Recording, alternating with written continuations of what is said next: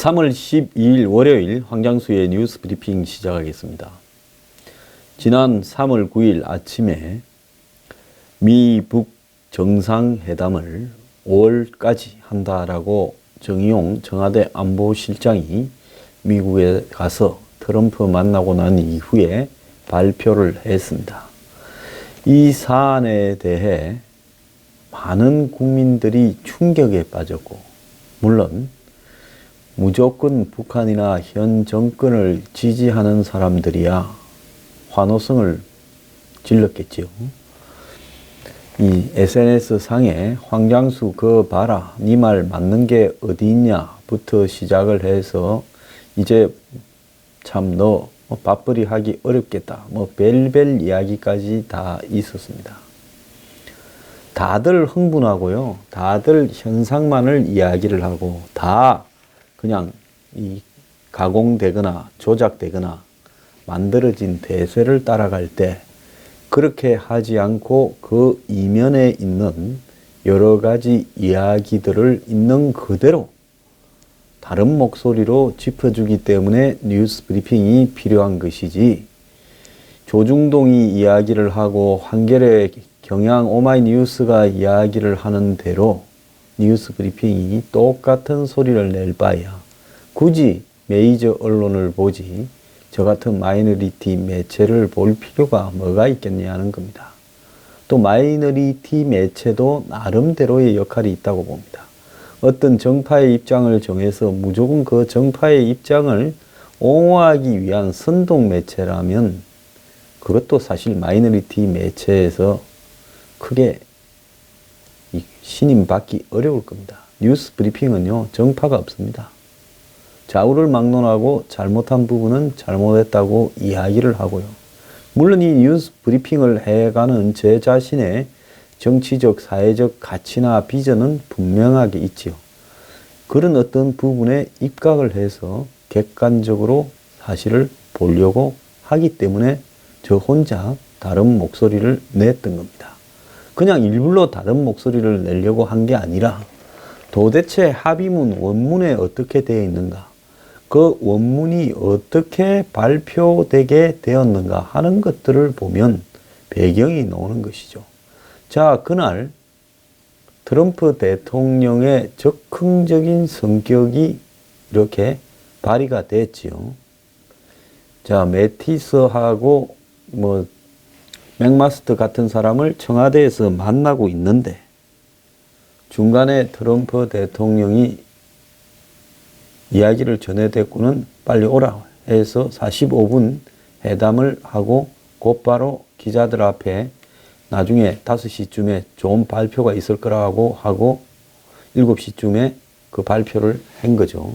자, 그런데 한밤중에 실내도 아니고 뉴스 브리핑 룸도 아니고 백악관 실외에서 조명도 어두컴컴한데 미국 사람은 하나도 없이 한국 사람만 정의용, 서운덕만 발표하는 데 서 있었습니다.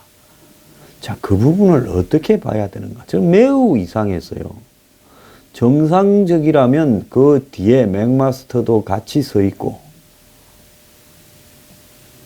미국 측에 거기에 상응하는 파트너들도 서 있는 모양을 갖춘 다음에 한국 사람들이 발표하고 미국에서 사회를 보고 샌더스 대변인이나 이렇게 가야 되는 게 정상적인데요. 한국 사람들이 발표를 했어요. 물론 발표를 한다고 속에는 트럼프가 뉴스룸에 와서 이야기는 하고 갔는데, 브리핑룸에 왔어요. 자, 그런 부분을 보면 너네들이 들어온 말이지 우리가 김정은으로부터 직접 들은 말은 아니지 않느냐. 말이라는 것이 한 사람 옮길 때마다 달라지는데 김정은이 했던 말을 너네들이 듣고 와서 한국에서는 일부만 하고 나한테는 또 더 얹어서 하고, 그래서 너네 말이 맞다 하면 나는 5월까지 김정은을 만나겠다라고 하는 부분을, 즉 일이 잘못되었을 때 빠져나갈 구실을 만들어 놓기 위해서 한국 대표들만 해견장에 컴컴한 밤에 조명도 없이 세웠던 겁니다. 그 조명도 없이 컴컴한 밤에 섰던 모습이 그야말로 이 트럼프 김정은 회담의 앞날을 보여주는 거죠. 그날 상황을 좀 요약해 보면 미국 시간으로 8일 2시 반에 정의용 서훈 백악관에 도착을 해서 맥마스터를 만났고 CIA 부국장을 면담을 했고 3시 반에는 매티스 장관 등 강요 20명과 면담을 했고 그러니까 3시 반부터 4시 반까지 면담인데 3시 10분쯤에 4시 10분쯤에 트럼프가 빨리 좀 만나자 해서 이 트럼프를 4시 15분에 트럼프 집무실 오벌 오피스로 가서 5시까지 45분간 트럼프를 만났습니다. 자, 이 5시까지 트럼프를 만날 때 펜스 부통령, 매티스 국방, 존 케리 비서실장, 던포드 합참본부 의장 등 미국 외교 안보 수뇌부 13명 정도가 같이 있었다는 겁니다. 자, 그런 다음에 트럼프가 이 기자실로 가서 2시간 뒤에 중요한 발표가 있을 거다 이렇게 말을 했고 그 사이에 정의용은 맥마스터 사무실에서 기자회견 문안을 조율했고 그리고 조율이 7시에 끝나고 7시 반에 백악관 야외에서 발표가 있었습니다. 흔히 그 백악관 이 주요 집무실이라는 웨스트 윙 옆에 이렇게 그러니까 바깥 쪽에 마련된 기자회견장에 한국 사람 3명만 딱 서서 기자회견을 했어요. 저기에 배석한 미국인들이 하나도 없었다라는 것이 매우 의아스럽습니다. 원래 5월 말까지로 발표된 미북 정상회담 시기에 대해 트럼프는 4월에 하자 이렇게 이야기를 했는데 한국 측이 남북이 먼저 만나고 난 뒤에 미북이 만나는 거 좋겠다 이래서 5월로 이렇게 바뀌었다는 겁니다. 자, 그동안에 미국 트럼프 대통령을 이렇게 참 대단하게 떠받들던 분들이 한국의 보수 진영에 좀 있었지요. 미국의 교포들 중에서도 교민들 중에서도 그런 분들이 많이 있었습니다. 자, 그런 분들은 이런 사태를 보면서 트럼프가 배신을 떨었다. 트럼프 너마저 그럴 수 있냐라는 실망감이 말을 하건 안 하건 있었을 거고 저도 댓글이나 그런 부분에 그런 것들이 노출되는 것 같아요. 그래서 제가 항상 사람을 보고 신봉하지 말고 그 사람이 하는 것을 보고 판단을 하라고 주로 이야기를 하는 겁니다. 저는 사람은 절대로 믿지 않습니다. 자, 그런 상황에서 그럼 트럼프가 왜 이렇게 45분 만에 이렇게 갑작스레 방향을 턴하면서 이것을 받았을까?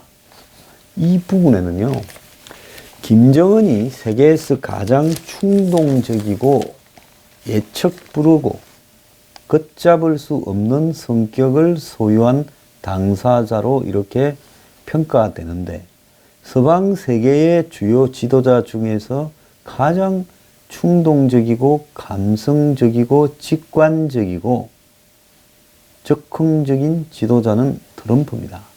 트럼프의 적극적 성격이 100% 반영된 이야기고 트럼프가 처음에 맥마스터 방에서 정의용이 회담을 할 때 2시 반부터 아마 정의용 이 맥마스터 내용을 듣고 있었을 거고 별도로 또 강요들하고 3시 반부터 이야기할 때도 그 내용을 아마 미국의 페세로 TV로 회의장 안에서 이야기되는 것을 자기 방에서 듣고 있었을 거라고 생각이 듭니다.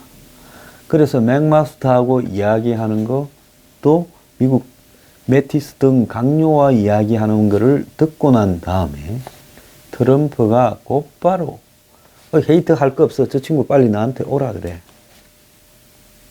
뭐 그러면 회담하자 그래. 이렇게 이야기를 했을 겁니다. 미국에 아무리 신중한 존 켈리 비서실장이든 매티스 국방이든 또 맥마스터 NSC 보좌관이든 이런 사람들이 트럼프의 말에 제동을 걸기가 거의 불가능했을 거라고 보고 있습니다. 그들이 그 앞에서 트럼프한테 그렇게 발표하면 안 됩니다라고 말을 하는 순간에 트럼프는 당신 뭔데 집에 가 이렇게 돼버릴 수가 있죠. 지금 트럼프 캠프에서 18명인가가 집에 갔고 엊그제는 게리 콘이라고 해서 그야말로 골드만삭스 출신으로 미국 경제위원장을 맡고 있던 사람이 집에 갔습니다. 흔히 지금 트럼프의 행정부에 돌아가는 부분을 보면 수많은 사람들이 옷을 벗습니다. 트럼프가 대통령이 될 때까지 미국의 노동자층, 러스트 벨트, 백인 저소득층을 겨냥한 아메리칸 퍼스트, 이 바이 아메리칸 이런 부분에 대한 이론적 토대를 제공한 배넌 같은 경우에 그야말로 수석 고문까지 들어갔습니다마는 트럼프 주변과 부딪히자 곧바로 쫓아내버렸습니다. 좌우간 조금만 불편하면 다 쫓아내버리는 스타일이기 때문에 트럼프 앞에서 누구도 직언을 하기는 어려운 상황이 오늘날 미국의 지금 백악관의 형태입니다. 자, 미국을 지배하는 그야말로 보이지 않는 경제 대통령은 골드만삭스죠. 골드만삭스 출신들이 미국의 행정부에 재무부 장관, 무슨 상무부 장관, 경제고문, 국가경제위원회 위원장 등을 쭉 맡으면서 모든 미국의 정책이 월가 중심으로 가도록 미국 제1의 IB 은행인 골드만삭스는 그야말로 성역을 이루고 있습니다. 그래서 골드만삭스에서 간부하다가 들어가서 장관이나 차관이나 이런 걸 하다가 다시 나와서 또 골드만삭스의 부회장, 회장을 하고 또 골드만삭스가 투자하거나 도와준 회사야 대학의 총장이나 간부로 가고 이게 거의 해전문이에요. 이게 오늘날 미국 사회의 가장 큰 병폐 중에 하나고 금융위기를 불러온 원인 중에 하나인데 근데 트럼프가 이 골드만삭스도 무시하고 있습니다. 왜 그러냐? 자기가 나도 돈 벌어서 성공한 사람인데 너네 골드만삭스 왜 뭔데 나보고 이래라 저래라 하냐? 그래서 트럼프가 11월 중간 선거를 노리고 철강 알루미늄에 대한 일관적인 이 10% 관세를 매기겠다. 이렇게 하니까 이것이 결국은 보복 관세를 불러와서 무역 전쟁이 될 거라고 게리 콘 국가경제위원장이 반대를 하니까 쫓아내버렸죠. 거기에다가 아까 이야기했듯이 스티브 배넌도 쫓아내버렸습니다. 그리고 이 백악관에 공보국장 하던 스카라무치도 쫓아내버렸고 이 친구도 대단한 권력을 가지고 있었죠. 그 다음에 국가안보회의 맥마스터 밑에 부보좌관을 하던 디나 파월이라는 여성도 쫓아내버렸습니다. 그래서 트럼프 밑에서 뭘 하고 있으려면 트럼프와 이 트럼프의 적극적인 판단이나 결정에 대해서 비판을 하는 순간에 해먹기가 거의 어려워지는 겁니다. 그래서 지금 틸러슨 국무장관이나 셰선스 법무장관 같은 경우에도 장관직을 하고 있지만은 트럼프와 몇 번 맞서다 보니까 거의 무력화돼 버린 상황에서 장관직을 형식적으로 맡고 있는 상황도 보이는 겁니다. 지금처럼 미국의 국무장관이 무력화됐던 적은 역대 한 번도 없었습니다. 미국의 국무장관은 사실상 2인자로 대단했죠. 그런데 오늘날 틸러슨 국무장관은 존재감이 전혀 보이지가 않는 겁니다.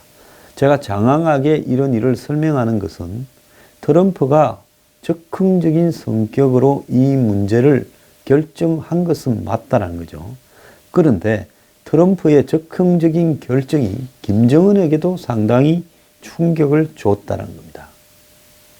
그래서 트럼프가 왜 이걸 받았을까? 우리가 이 문제를 한번 볼 필요가 있어요. 자, 트럼프 입장에서는 첫째로 안 받을 수가 없었을 겁니다. 적극적이라서 받았다 하지만은 적극적인 것은 분명히 맞고요. 받더라도 한 일주일 고민해서 우리가 조만간에 몇 가지를 확인해보고 발표하겠다 하면 끝날 일을 그 자리에서 받은 것은 적극적인 것은 맞습니다. 하지만 시간을 끌든 안 끌든 안 받을 수는 없었을 거라는 거죠. 자, 만나자 했는데 안 만나면, 물론 거기에는 지금 공개되지 않은 북측의 여러 가지 옵션이 들어 있을 거라고 보고 있습니다. 안 만나면 미국이 그야말로 한반도 북핵 문제를 의도적으로 긴장으로 끌고 가고 있다는 비판을 피할 길이 없었을 거라고 이렇게 보입니다. 그래서 만나자 했고, 근데 그 합의는 정용이 네가 발표해라. 발표 문안은 정용이와 맥마스터가 같이 썼는데 발표는 정용이 한 겁니다. 자, 그래서 정용이 발표하기로 한 내용에 보면 북한이 이렇게 하기로 했다라는 내용이 주로 들어 있습니다. 자, 그래서 우리는 정용이가 전하는 김정은의 말만 믿고 이걸 하기로 했으니 만약에 이게 잘 안 되면 그때는 네 책임이다. 이 말을 포함을 하는 겁니다. 자, 너네 말을 한국에 문재인 보낸 정의용 말을 듣고 우리는 만난다고 발표했다. 안 되면 깨버리고 더 심한 제재를 하면 된다라고 미국은 지금 생각을 하고 정리한 겁니다. 자, 여기에 일본하고 중국이 지금 다급해졌죠. 그래서 일본하고 중국은 미국에 완전히 한 방을 맞은 듯한 그런 분위기가 보이는데요. 자, 트럼프가 이렇게 적극적으로 결정을 할 때 적극적 결정이 그것이 100% 관철시켜야 되고 만약에 안 되면 미국의 명운이 달린 일이라면 트럼프는 매우 경솔하고 큰 잘못을 한 겁니다. 그런데 별로 기대를 하지 않으면서도 받는다고 이렇게 해놓고는 만약에 일이 잘못 돌아가면 한국의 그 책임을 전가할 수 있다는 겁니다. 자, 그것은 왜 그러는가 하니 지금 북한도 사실은 트럼프가 저렇게 빨리 받을 거라고 생각하고 제안을 했다기보다는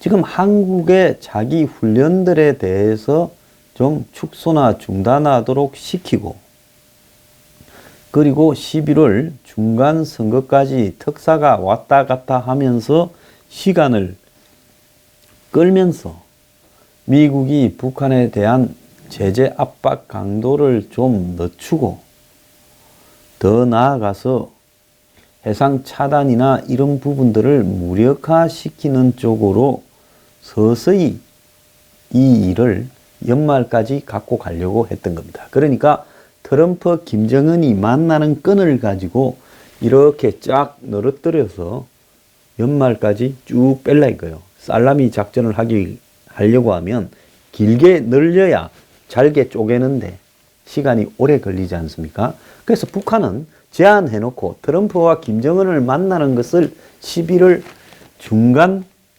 미국 선거 이후로 빼놓고 그러고 선거 결과를 보고 트럼프가 지면 이제 그것은 재선은 거의 물 건너갔고 트럼프는 이제 임기 2년 정도 남았는데 연말까지 가면 재선이 거의 물 건너간 대통령이 임기 2년이 남게 되면 사실상 식물, 그러니까 대통령 레임덕이 되어버리면서 북한에 대해서 강경한 압박을 하지 못할 것이다라는 계산이 쭉 담겨 있었던 걸로 보입니다. 그런데 트럼프가 이렇게 트럼프 혼자 결정하는 것뿐만 아니라 트럼프가 혼자 있으면 조금 또라이 기질이 있어서 저거 받아버릴지도 모른다 했지만 그 옆에 매티스, 맥마스터, 존 켈리 이런 사람들이 있는데 트럼프가 그걸 곧바로 받지 못할 거다 생각을 했죠. 그래서 트럼프가 4월 달에 하자니 한국의 정의용이 당황을 해서 4월 말에 남북 정상회담이 있으니 그거 하고 5월 달쯤에 하는 게 좋지 않겠냐. 그래서 5월까지라고 된 겁니다. 지금 돌아가는 것을 보면 언제까지라고 말을 넣은 게 북한이 아니라 미국 측에서 처음에는 바이든 에어프릴까지 하려다가 바이든 메이가 된 거죠. 참, 이 김정은이 뒤통수를 맞은 것 같습니다. 잽싸게 받으니까 매우 당황했고, 이 미국 측에도 트럼프의 적극적인 이런 장사꾼 기질, 그 사람 뭡니까? 아트 오브 더 딜, 거래의 기술이라는 책을 쓰지 않았습니까? 거기 보면 상대방, 정말 상대하기 어려운 상대방과 거래를 할 때는 선수를 쳐야 된다, 정신없이 해야 된다, 몇 가지 내용들이 쭉 나와요.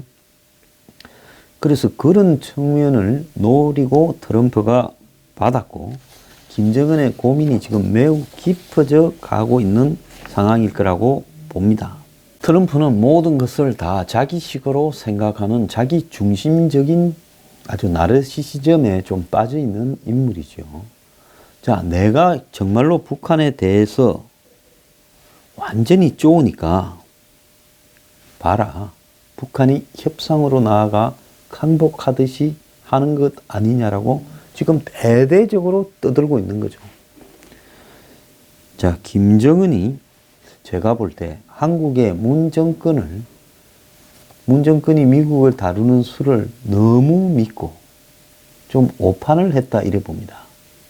그간에 평창 올림픽에서 이 한미 군사훈련을 연기시키고 또 4월 말로 남북 정상회담을 박아서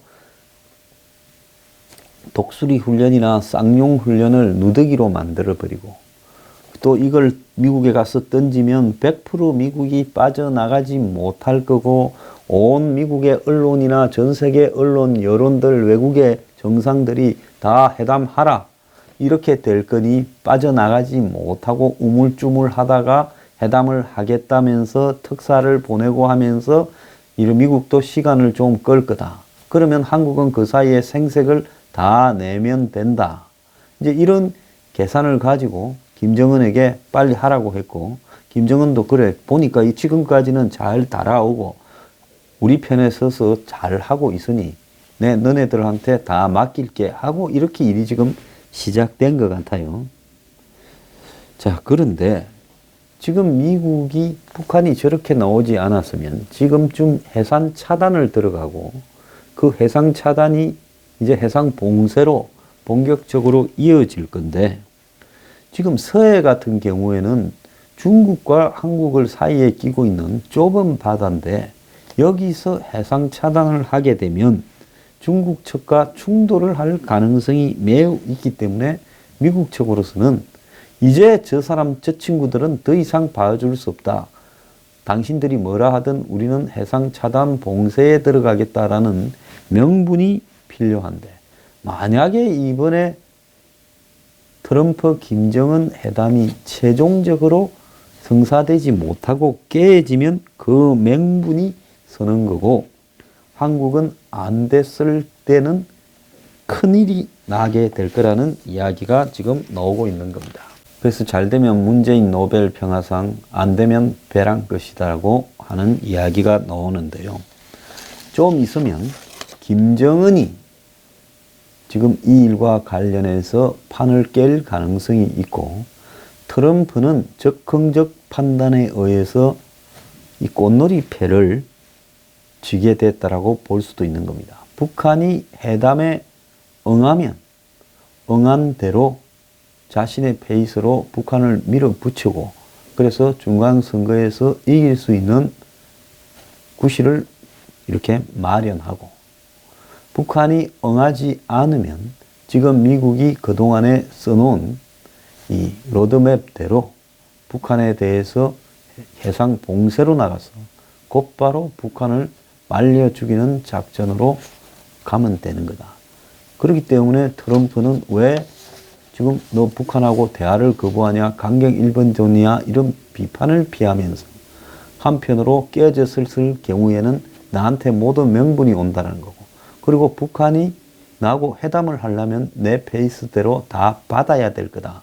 내가 누구하고 회담해서 서로 계산해서 접은 적이 없다라는 이런 자신감에 이런 일을 했다고 보고 있습니다. 우리가 이런 내막을 알지 못하면 한마디로 이 미국 트럼프와 북한 김정은의 회담을 매우 비관적으로 해석할 수밖에 없겠죠. 실제 내용은 그렇게 비관적인 게 아니라 미국 트럼프가 칼자루에 손잡이를 잡은 걸로도 해석될 수 있습니다.